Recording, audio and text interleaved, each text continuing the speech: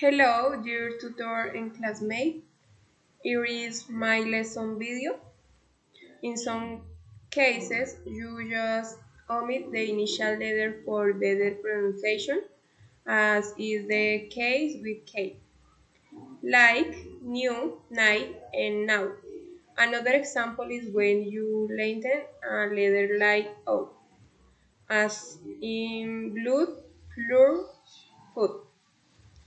Other times you don't seem to fully pronounce the letter at the end of a word, such as bite, tooth, and hop. And there are others that sound the same but you must be careful. And words like beer and beer, always check the context.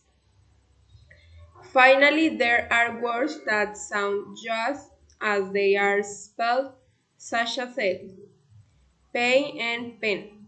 If you keep these details in mind, you should have no problem improving your pronunciation and learning English much faster. Thank you so much.